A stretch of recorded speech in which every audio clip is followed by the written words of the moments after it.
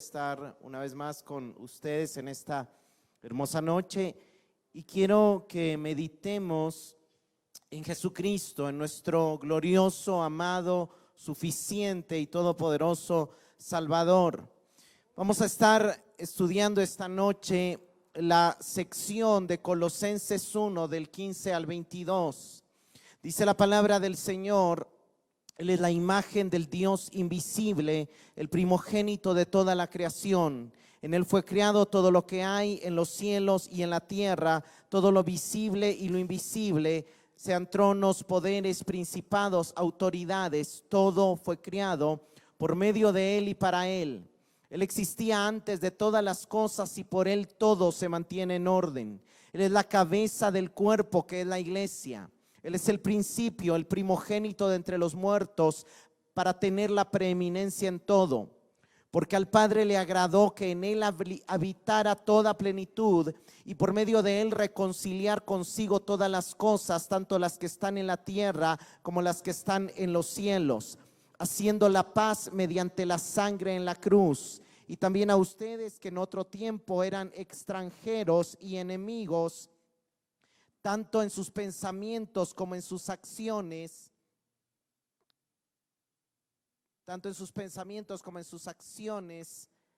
ahora los ha reconciliado completamente en su cuerpo físico, por medio de la muerte, para presentárselos a sí mismos santos, sin mancha e irreprensibles. Señor, te damos gracias por tu palabra y te pedimos que tengas a bien hablarnos en esta noche. Ayúdanos, Señor, a contemplar al Hijo, a contemplar al glorioso Salvador, a contemplar a Jesucristo mientras meditamos esta palabra, Señor, que fue escrita para poder mostrarnos tu grandeza, mostrarnos tu gloria. Señor, si nos reunimos es por ti, si te buscamos es por ti, si somos salvos es por ti, y si estamos aquí es para ti, Señor. Sabemos y creemos que fuimos llamados para darte gloria, para seguir tus pasos, para imitarte, para aprender de ti, y necesitamos seguirte conociendo más. Ten a bien, Señor, manifestarte a nosotros y seguirnos revelando tu gloria en esta noche por medio de tu palabra. Amén y amén. Una de las situaciones que surgieron en los primeros siglos de la iglesia es que había una dificultad en el entendimiento sobre la naturaleza de Cristo. Algunos lo miraban como hombre y otros solamente, unos enfatizaban más su divinidad y pensaban que no había sido plenamente hombre, que había sido una especie de espectro que parecía hombre pero que en realidad no lo era. Otros decían que era una mezcla de Dios hombre. Y finalmente, hasta en el concilio de Calcedonia en el año 451, la iglesia definió que Cristo había sido verdaderamente hombre y verdaderamente Dios. Sus dos naturalezas estaban unidas sin mezclarse y sin separarse. Algo que es un misterio para nuestra mente, como lo es la Trinidad. Desde los tiempos apostólicos, los apóstoles ya se enfrentaban a algún tipo de dificultad en el entendimiento de quién era Cristo y escribieron acerca de ello. Vemos a Pablo escribirle a los colosenses en el capítulo 2 del 8 al 10, diciéndoles: miren que nadie los engañe por medio de filosofías y huecas sutilezas, según las tradiciones de los hombres, conforme los rudimentos del mundo y no según Cristo. Y en el verso 9 él dice algo interesante: porque en Él, en Cristo, habita corporalmente, no es un espíritu, no es un espectro, tiene un cuerpo humano y en ese cuerpo humano es totalmente Dios, no es medio Dios, es totalmente Dios, habita toda la plenitud de la deidad. Y cuando entendemos eso, entendemos la plenitud de nuestra salvación, nosotros estamos completos en Él. Dentro de las herejías, algunos decían que Cristo no era totalmente humano o no era totalmente divino. Y dentro de otra de las herejías era que hacía falta algo aparte de lo que Cristo había hecho por nosotros. Y Pablo enfatiza en decir, no, ya la obra de Cristo está completo. Su obra fue consumada y él fue totalmente hombre con un cuerpo totalmente humano y también era todo Dios. Juan también le escribe a sus discípulos respecto a esta herejía. En 1 Juan 4:3 leemos: y todo espíritu que no confiesa que Jesucristo ha venido en carne no es de Dios, y este es el espíritu del anticristo, el cual vosotros habéis oído que viene y que ya está en el mundo. El peligro de estas herejías era que si se negaba la completa humanidad de Cristo, sería negar su obra de expiación por nosotros, sería negar que su muerte cuenta por nuestra muerte y su resurrección garantiza nuestra resurrección. Por otro lado, negar la completa divinidad de Cristo negaría que Él es Dios y negaría que Él puede de alguna manera acercarnos a Dios, porque Él sería un ser criado y no Dios mismo, entonces no podría darnos nueva vida. Por eso era tan importante entender esto. Una de las iglesias, como vimos, a la que se escribe acerca de esta herejía es la iglesia de Colosas. La iglesia de Colosas no fue fundada por el apóstol Pablo. Pablo estuvo 3 años enseñando en Éfeso y dentro de sus discípulos estuvo Filemón, que es el que abrió su casa para que se fundara la iglesia de Colosas, y estuvo Epafras, que fue el pastor y fundador de la iglesia de Colosas. La iglesia de Colosas estuvo creciendo y desarrollando, pero de repente llegaron falsos maestros con estas doctrinas que negaban la completa divinidad y humanidad de Cristo y que ponían en entredicho quién era Cristo. Epafras viaja a visitar a Pablo cuando Pablo está en la casa cárcel en Roma, y de esa visita de Epafras, Pablo decide escribir la carta a los colosenses para enseñarnos quién es Cristo y lo que ha hecho. En el primer capítulo, luego de orar por los colosenses, Pablo empieza a partir del verso 15 a exponer la grandeza de Jesucristo. Lo primero que dice el verso 15 es: Él es la imagen del Dios invisible. Pablo está diciendo que la única manera de ver a Dios es ver a Cristo, que la mejor manera de conocer el carácter de cómo actúa Dios es ver a Cristo, porque a través de Cristo podemos conocer a Dios, porque Él es la imagen del Dios invisible. Dios Padre habita en una luz inaccesible, nadie le ha visto ni le verá jamás. Dios Padre, nadie le ha visto. Juan 1, bueno, eso lo vamos a ver después, pero Juan 1 nos dice que nadie vio a Dios jamás, pero el unigénito Hijo de Dios se lo dio a conocer. Cuando vemos a Cristo, su ministerio nos mostró el carácter de Dios en acción.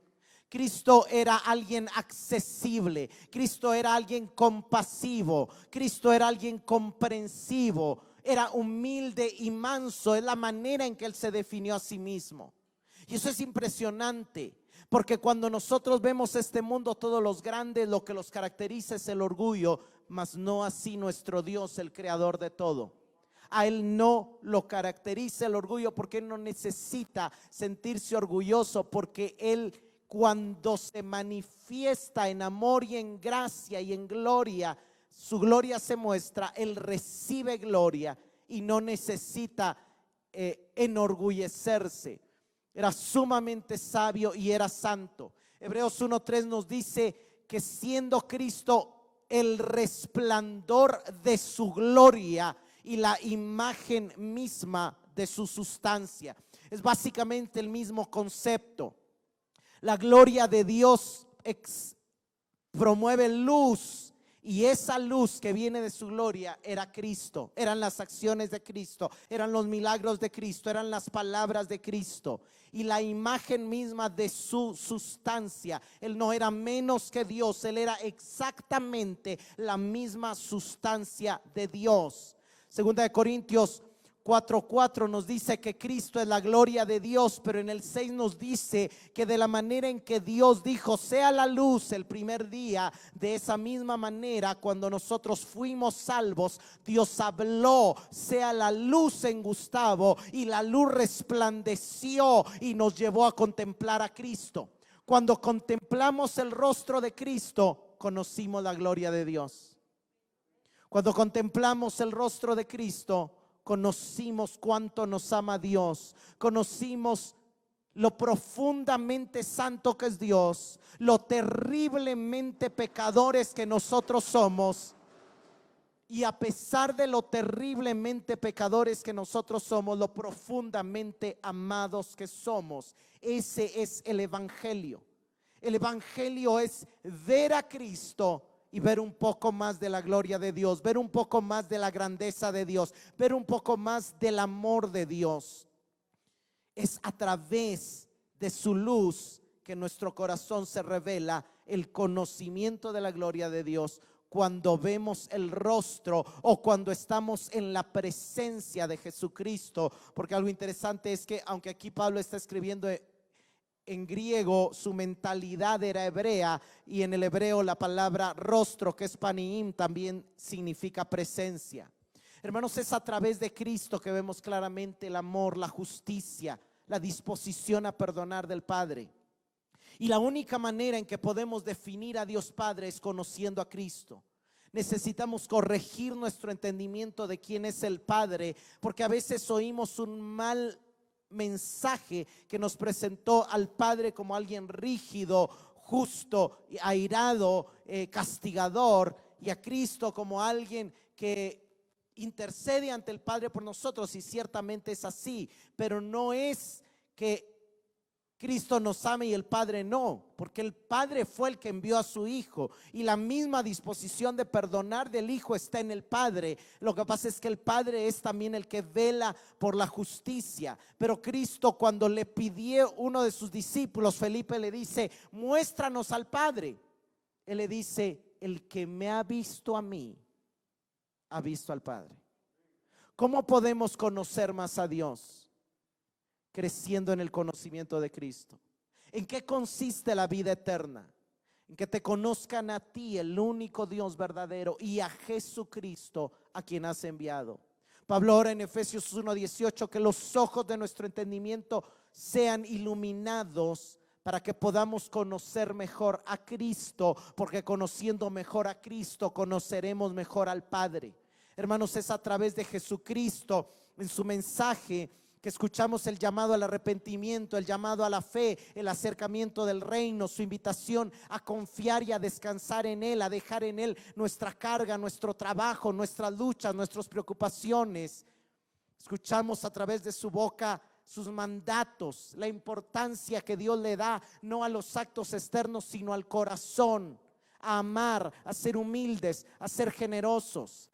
Ese es el enfoque del mensaje de Cristo. ¿Y por qué es tan importante ver a Cristo? Porque tenemos muchas tentaciones de poner nuestra esperanza en cosas vanas, en personas, en ver a otras cosas que no tienen la capacidad de ayudarnos como sí lo tiene Cristo. Pablo sigue diciendo que Él es el primogénito de toda la creación, y este pasaje dio lugar también a algunas herejías que dijeron algunos herejes en los siglos pasados, que si era primogénito era porque había sido criado, pero en realidad primogénito no significa que llegó a existir y que nació. Primogénito en la Biblia rara vez se aplica al que nace primero. Por ejemplo, Ismael nació primero, pero Isaac fue el heredero. Esaú nació primero, pero vendió su primogenitura a Jacob. Los hijos de Jacob, los primogénitos, son José. El que nace primero es Rubén, pero los que heredan es Judá y José. Igual Efraín y Manasés. Manasés nació primero, pero el primogénito fue Efraín. Y en el caso de David era el octavo de sus hermanos, pero él fue el primogénito. Primogénito significa el privilegiado, el que recibe la herencia. El sentido aquí, cuando Pablo dice que Cristo es el primogénito de toda la creación, lo que está diciendo es que Él es el heredero de la creación. De hecho, el autor a los Hebreos en su carta empieza su carta casi replicando esta misma sección de Pablo, pero con palabras diferentes. Y él dice en Hebreos 1:2 que el Padre constituyó al Hijo como heredero de todas las cosas. Más adelante en el verso 18, Pablo le llamará a Cristo el preeminente. ¿Y por qué es importante entender que Cristo es el heredero de todas las cosas? Porque todo lo que ahorita le pertenece al mal, un día les va a ser quitado y les va a ser devuelto a Cristo. Porque todo será destruido y todo va a pasar bajo el gobierno de Cristo. Verso 16, en él fue criado todo lo que hay en los cielos, en la tierra, todo lo visible y lo invisible, sean tronos, poderes, principados, autoridades, todo fue creado por medio de él y para él. Hermanos, él es la palabra a través de la cual todo fue creado. El Salmo 33:6 dice: con su palabra el Señor hizo los cielos, todo lo creado lo hizo con un soplo de su boca. Y verso 9, el Señor habló y todo fue creado. El Señor ordenó y todo apareció. ¿Sabe por qué es tan importante esto? Porque una palabra de Cristo puede hacer algo nuevo en nosotros.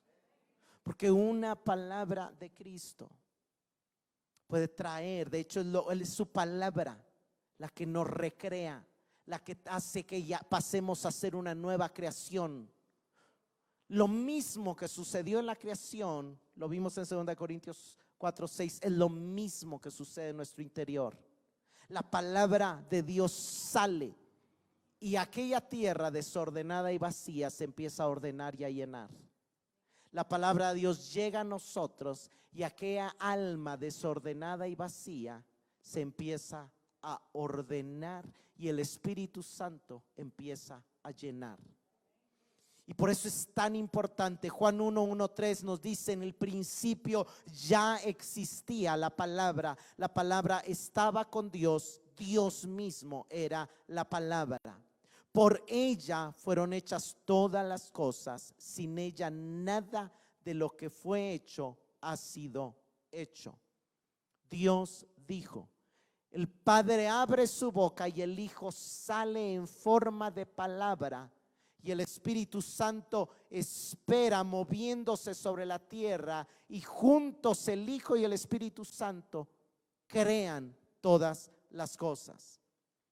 Hebreos 1:2 también, cuando habla del Hijo, dice que por él asimismo Dios hizo el universo. Aunque en el griego dice las edades, pero da a entender todo fue creado por Cristo. Verso 17, él existía antes de todas las cosas y por él todo se mantiene en orden. Aquí Pablo está dando claramente, atacando la herejía de que Cristo fue criado, y él está diciendo: Cristo no tuvo inicio, él existía antes, él fue eterno, su existencia es coeterna con el Padre y con el Espíritu. Lo mismo dice Juan 1:2, la palabra o el verbo estaba en el principio con Dios, no surgió, no tuvo un momento de inicio, siempre existió.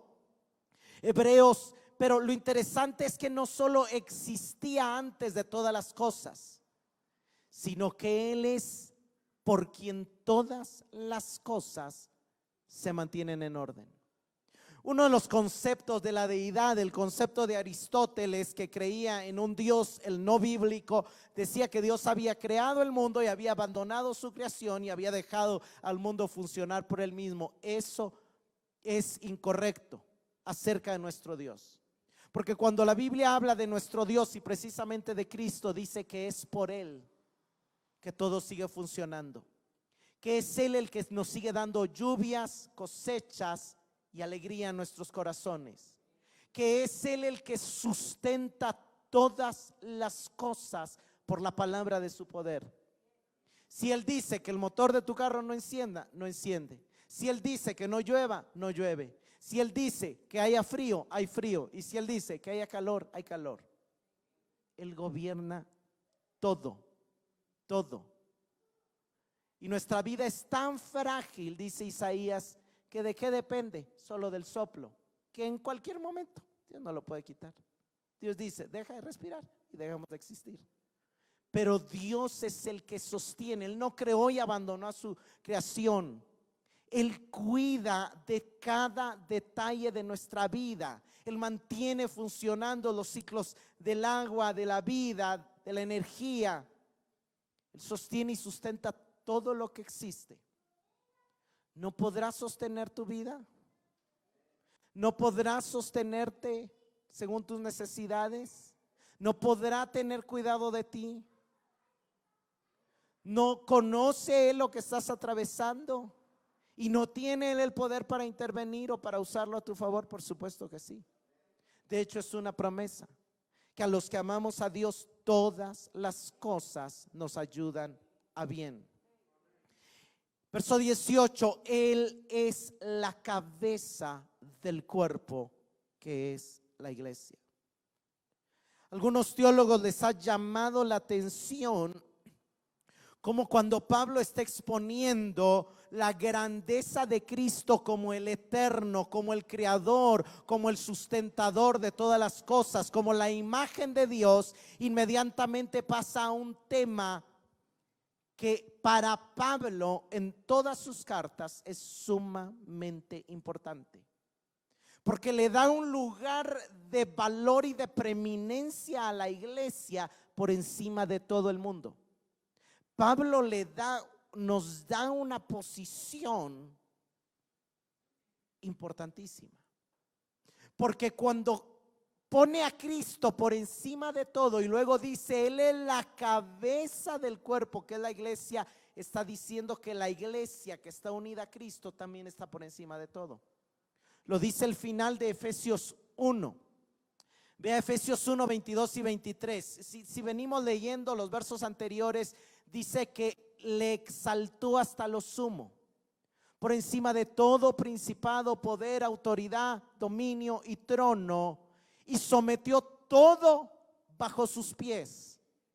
Toda autoridad le fue dada. No quedó nada que no le fuera sometido. Y a Él lo dio por cabeza sobre todas las cosas a la iglesia, la cual es su cuerpo, la plenitud de aquel que lo llena todo en todo.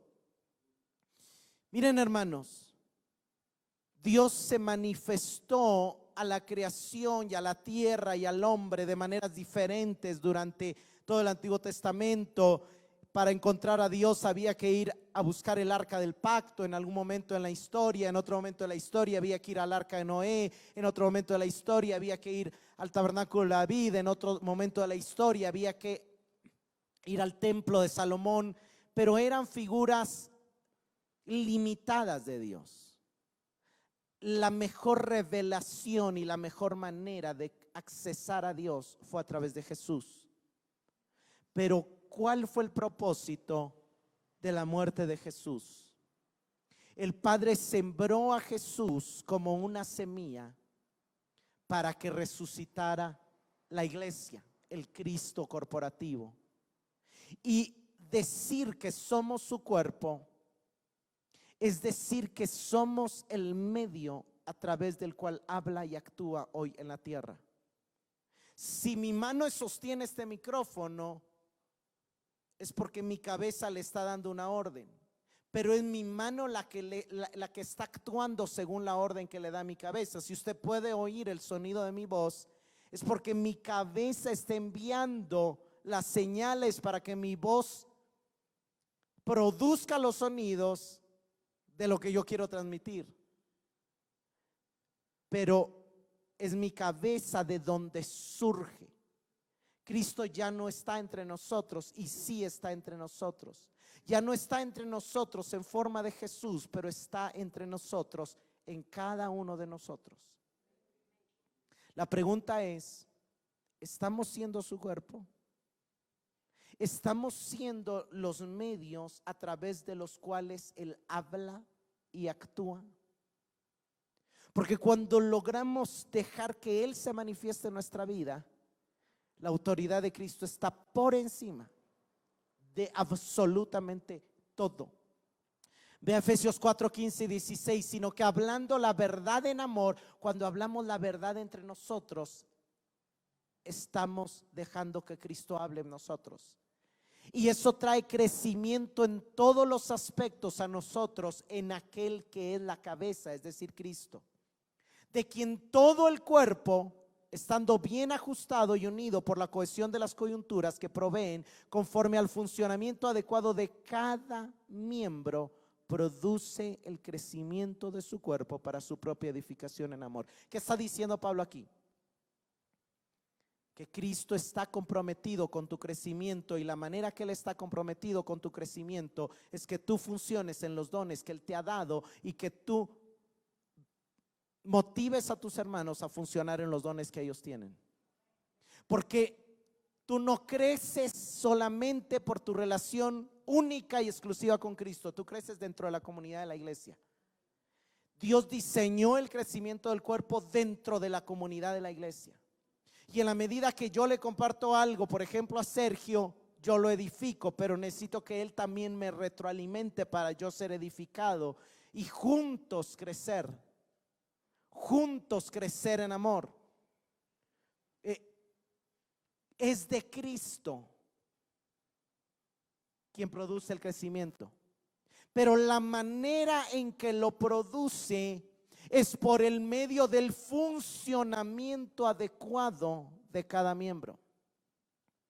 Él dio dones y Él quiere que crezcas, pero tienes que hablar la verdad en amor. Tienes que crecer en todos los aspectos por medio de funcionar dentro de una comunidad donde todos estén funcionando, donde todos estén dejando a Cristo manifestarse. Efesios 5, 23 y luego 29 y 30 dice: porque el marido es cabeza de la mujer, así como Cristo es cabeza de la iglesia, siendo él mismo el salvador del cuerpo. Mire cómo relaciona cabeza con salvador. Aquí relaciona cabeza con crecimiento. Aquí relaciona cabeza con acción. Y dice: porque nadie aborreció jamás su propio cuerpo, sino que lo sustenta y lo cuida. Hermanos, Cristo nos cuida, Cristo nos alimenta, Cristo está dispuesto a ayudarnos, a socorrernos, a fortalecernos. Pero ¿estamos nosotros dejándonos nutrir por Él? ¿Estamos nosotros dejándonos fortalecer por Él? ¿Estamos poniendo la mirada en Él? Porque nadie, sino que lo sustenta y lo cuida, así como Cristo a la iglesia, porque somos miembros de su cuerpo. Estamos unidos a Él. Estamos unidos a Él. Esta ya es una realidad y este es el mayor fundamento de vivir una vida cristiana saludable y victoriosa. Entender que estamos unidos a Él y que Él quiere actuar y hablar a través de nosotros.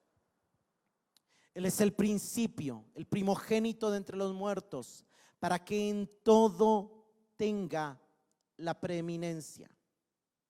Cuando dice el primogénito, nuevamente no está diciendo el primero necesariamente, sino el que resucitó primero para nunca más morir.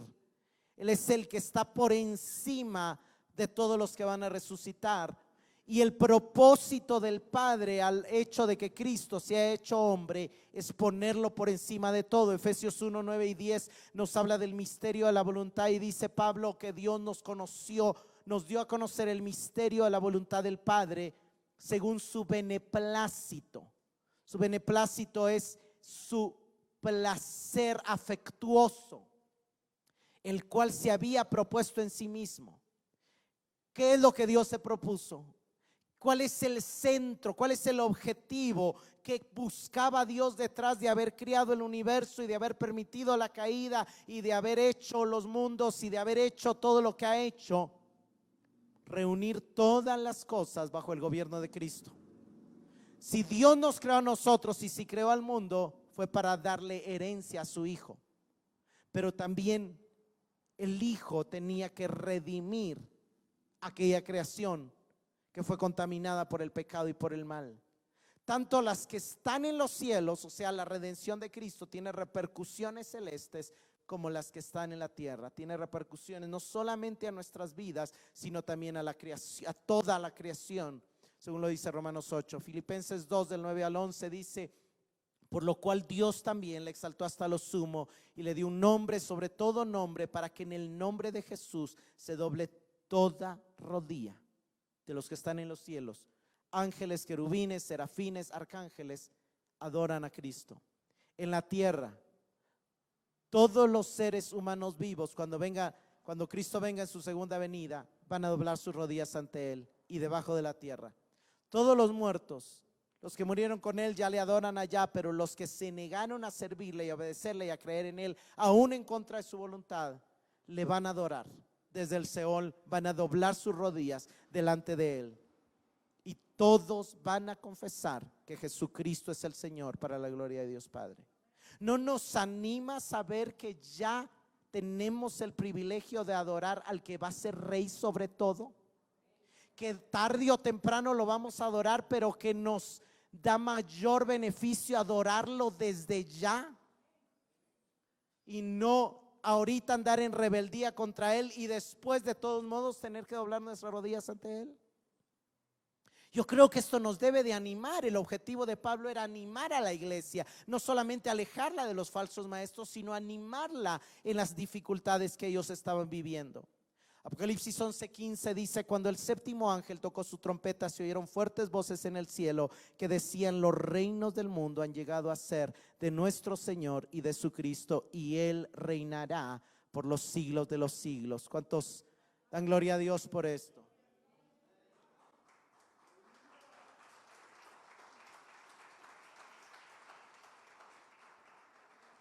Esta escritura se va a cumplir y la vamos a ver con nuestros ojos. Sea que experimentemos en vida su segunda venida, o sea que muramos. La buena noticia de 1 Tesalonicenses es que aún los muertos en Cristo van a resucitar antes de que Él venga, para presenciar todos juntos su segunda venida. Y eso es maravilloso, porque vamos a oír la voz del cielo: los reinos del mundo han llegado a ser de nuestro Señor y de su Cristo, y Él reinará por los siglos de los siglos. Verso 19: porque agradó al Padre que en Él habitara toda la plenitud. Todo Dios estaba en Jesús. Juan 1:16 al 18 dice: ciertamente de su plenitud tomamos todos, y gracia sobre gracia. La ley fue dada por medio de Moisés, pero la gracia y la verdad vinieron por medio de Jesucristo. A Dios nadie lo vio jamás. Quien lo ha dado a conocer es el Hijo unigénito que está en el seno del Padre.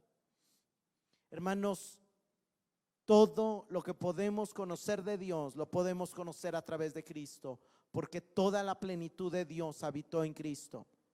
Vea lo que Él dijo en Mateo 11, 27 y 30: el Padre me ha entregado todas las cosas, y nadie conoce al Hijo sino el Padre, y nadie conoce al Padre sino el Hijo, y aquel a quien el Hijo lo quiera revelar. Todo le fue entregado al Hijo. Y desde esa certeza de que el Padre le había dado todo, nos llama a venir, los agotados de tanto trabajar, para hacernos descansar. Y nos llama a llevar su yugo y aprender de Él, que es manso y humilde, para hallar descanso para nuestra alma. Esto es maravilloso, porque Cristo está relacionando el hecho de que es el heredero de todas las cosas con su disposición a darnos descanso, a darnos paz, a darnos reposo. Hermanos, has estado cansado, has estado cargado, ven a Él, vuelve a venir a Él y sigue viniendo a Él, porque solo en Él hay descanso para tu alma. Verso 20: y por medio de Él reconciliar consigo todas las cosas, tanto las que están en la tierra como las que están en los cielos, haciendo la paz mediante la sangre en la cruz. Vean qué interesante. Agradó al Padre darle todo a Cristo, y agradó al Padre poner las cosas en orden a través de Cristo. Todos sabemos que el pecado vino a desordenar todo. La palabra reconciliar es el griego apokatalazo, que significa la restauración de una relación de paz que ha sido perturbada. Pero también quiere decir poner las cosas en una relación adecuada. Si algo se perdió a través de la caída, fue la unidad, fue la armonía, fue la cooperación, fue la belleza de este mundo. Empezó a haber, los animales empezaron a comer entre ellos, los hombres empezaron a matar, Caín y Abel, el primer asesinato. Y todos empezamos a vivir centrados en nosotros. Y Cristo viene y nos da un mensaje de reconciliación y nos dice: no, que yo sea el centro y que todas las relaciones estén en orden es la clave. Por medio de él, obviamente hace referencia a Cristo mismo. La persona de Cristo es la fuente y el lugar de nuestra reconciliación. Y ¿por qué? Porque es en Cristo donde somos uno. Es en Cristo donde se rompen. Algo hermoso de la iglesia es que Roma tenía la idea de una ciudad de paz, de construir una sociedad de paz. Y ellos usaban lo que llamaban la Pax Romana. Pero todo lo que construyeron fue a través de la guerra y del derramamiento de sangre. Obviamente sí hubo beneficios, ¿verdad? La construcción de ciudades, la unión del mundo y el fortalecimiento de la economía a través del mercado y todo lo que pues nos legó el Imperio Romano.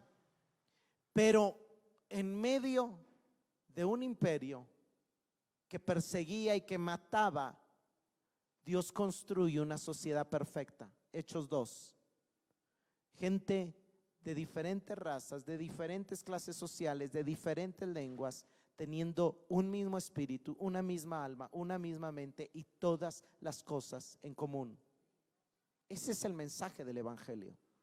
Su derramamiento de sangre es el medio mediante el cual Dios perdona las transgresiones que han traído como consecuencia la enemistad entre ellos y Dios. Dios se volvió nuestro enemigo por nuestro pecado, pero a través de la sangre de Cristo tenemos perdón y acceso de nuevo a Él. Y restaurar las consecuencias en toda la creación que trajo la caída.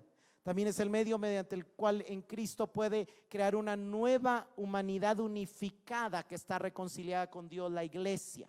Y de eso pasa Pablo a hablar, porque al final ver a Cristo es ver a nuestro Salvador, pero ver a Cristo es también ver la iglesia, y ver la iglesia es ver el lugar de refugio, el lugar de paz, el lugar de descanso, el lugar de bendición que Dios ha creado para nosotros.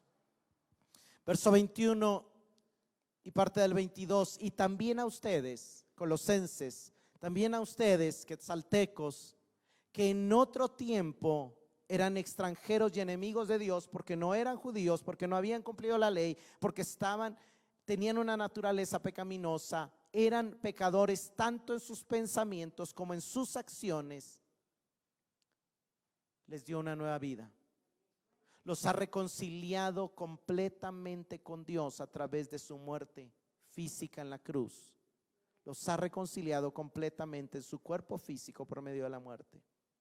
Es el mismo mensaje que Pablo nos da en Efesios 2:14, dice: porque Él es nuestra paz. Hermanos, podemos tener paz porque Cristo es nuestra paz. De dos pueblos, judíos y no judíos, hizo uno solo al derribar la pared intermedia de separación y al abolir en su propio cuerpo las enemistades. Él puso fin a la ley de los mandamientos expresados en ordenanzas para crear en sí mismo de los dos pueblos una nueva humanidad, haciendo la paz, y para reconciliar con Dios a los dos en un solo cuerpo mediante la cruz, sobre la cual puso fin a las enemistades. Hermanos, esta reconciliación está a disposición en la nueva entidad creada por Cristo, su cuerpo, la iglesia. Irónicamente, muriendo en la cruz, Jesús puede matar la enemistad que separa a la gente de Dios y entre sí. Hermanos, es a través de entender nuestra salvación, que entendemos que Dios está de nuestro lado. No importan las batallas, no importan los conflictos, no importan las situaciones que tú puedas estar atravesando, tú puedes vivir en paz porque Dios está de tu lado, porque Dios cuida de ti, porque Dios está comprometido con la formación de su Hijo en ti, con la formación de la imagen de su Hijo en ti, porque Dios está comprometido que todas las cosas van a ayudarte para bien. Y bien no es dinero, bien no es fama, bien no es posesiones, bien es que seamos conformados a la imagen del Hijo, bien es que hagamos tesoros eternos, bien es que entendamos que todo en esta tierra se va a terminar, pero que hay una eternidad de gloria que nos espera. Pero no solamente nos reconcilió con Dios, entender la obra de Cristo y entender lo que es la iglesia, entenderlo verdaderamente, nos hace eliminar las divisiones y los pleitos y los conflictos entre nosotros. Cada vez que Pablo habla de sana doctrina, no explica con mucho detalle qué es la sana doctrina, pero explica que lo que no es sana doctrina es lo que trae pleitos, contiendas y divisiones. La sana doctrina trae paz. La vida del Espíritu trae paz. Un hombre espiritual es un hombre de paz. Una mujer espiritual es una mujer de paz. Si hay alguien en la iglesia que es creador de conflictos, no está viviendo en el Espíritu y no ha entendido la obra de Cristo. Para presentárselos a sí mismos. Y esta es una gran esperanza que tenemos. Dios está comprometido con presentarnos delante de Dios santos, sin mancha e irreprensibles. Y yo entiendo que siempre vamos, y eso no niega la verdad de que siempre vamos a luchar y a lidiar contra el pecado. Pero Cristo amó a la iglesia y se entregó a sí mismo por ella para presentársela a sí mismo como una iglesia gloriosa. Hermanos, vamos a llegar a ser revestidos de la gloria de Dios. Segunda de Pedro 3:13, según sus promesas, esperamos nuevos cielos y nueva tierra. Nuestra esperanza no está en esta tierra, está después. Y por eso, verso 14, hagan todo lo posible para que Dios los encuentre en paz, intachables e irreprensibles. Filipenses 1:9, pido en oración que el amor de ustedes abunde aún más y más en toda ciencia y todo conocimiento, para que aprueben lo mejor, a fin de que sean sinceros e irreprensibles para el día de Cristo. Primera Tesalonicenses 3:12, que el Señor os haga crecer y aumentar en amor entre ustedes y hacia los demás, así como también nosotros lo amamos a ustedes, para que se fortalezca su corazón y sean ustedes santos e irreprensibles delante de nuestro Dios y Padre cuando venga nuestro Señor Jesucristo. No tengo tiempo para explicar con detalle santos, sin mancha, irreprensibles, pero estos dos pasajes nos muestran que la manera de llegar a ser irreprensibles es crecer en amor. Que el amor de ustedes abunde, que haga crecer y aumente el amor entre ustedes. No es crecer en moral, no es crecer en código ético, no es crecer en reglas, no es crecer en normas, no es crecer en promesas. Esa es la manera inadecuada. Esa es la manera inadecuada. Ese es el camino por el que nunca vas a llegar. Busca amar más a Dios, enamórate más de Cristo, enamórate más de su obra, enamórate más de la iglesia, ama más a tus hermanos, porque en esto se resume la ley, porque el que ama ha cumplido la ley. Porque el que ama no va a robar, no va a matar, no va a codiciar, no va a dar falso testimonio, no va a deshonrar a sus padres. Si algo necesitamos es crecer en amor. Verso 23, para terminar, si en verdad permanecen cimentados y firmes en la fe, inamovibles en la esperanza del evangelio que han recibido, el cual se predica en toda la creación debajo del cielo, de la cual yo, Pablo, he llegado a ser ministro. Cuando Pablo dice si en verdad permanecéis, hay una construcción gramatical en el idioma original que supone que sí lo harán, y se podría traducir ya que en verdad permanecen o ya que en verdad permanecerán. Pablo no está cuestionando ni diciendo que la salvación se puede perder. Está diciendo que tenemos este gran Salvador, que es la imagen de Dios, que es Dios mismo, que es eterno, que dio su vida para reconciliarnos con Dios y que está comprometido para presentarnos delante de Dios santos, sin mancha e irreprensibles. Y que Él nos ayudará a permanecer. Que Él nos ayudará a permanecer fundados y firmes en la fe. Ahora, eso no quiere decir que el creyente no deba velar por su santidad. Si ha experimentado su reconciliación, debe de valorarla y seguir a Cristo. Pero no todo queda. Pero el punto es, algo interesante del pasaje es inamovibles. Número 1 dice, cimentados y firmes en la fe. Hermanos, nunca cuestionemos nuestra salvación, la grandeza de Cristo y el hecho de que somos aceptos ante el Padre por la obra de Cristo. Pero no dejemos que nos muevan en cuál es nuestra esperanza. Cada vez que Pablo habla de la esperanza, apunta a la esperanza de la resurrección, a la esperanza de los cielos nuevos y la tierra nueva, a la esperanza de su segunda venida, a la esperanza de verlo cara a cara. Cuando te presenten un evangelio que ponga tu esperanza en tu próxima casa, en tu próximo trabajo, en tu próximo carro, te están moviendo de la esperanza del evangelio y te están tratando de desviar de la fe. La esperanza no se puede mover, debe ser inamovible y debe estar puesta en lo eterno. Debe de estar puesta en lo eterno. Pongámonos de pie y oremos al Señor. Padre, te damos gracias por el glorioso Salvador que tenemos. Te damos gracias por la maravillosa obra de Cristo que se hizo hombre. Siendo Dios mismo, se humilló al tomar forma de hombre y se hizo siervo y se hizo obediente hasta la muerte para unirnos a Él como su iglesia, para poder darnos una nueva naturaleza, para poner en nosotros su espíritu y para convertirnos en los instrumentos por los cuales Él habla y actúa hoy en la tierra. Señor, ayúdanos a verte a ti, a caminar puestos los ojos en ti, a permanecer cimentados y firmes en la fe que nos justifica y que asegura el perdón completo por nuestros pecados. Pero también, Señor, ayúdanos a estar inamovibles en la esperanza. En la esperanza de verte cara a cara, en la esperanza de ver tu segunda venida, en la esperanza de reinar contigo, en la esperanza de ser presentados ante ti, santos, sin mancha e irreprensibles, como una iglesia gloriosa.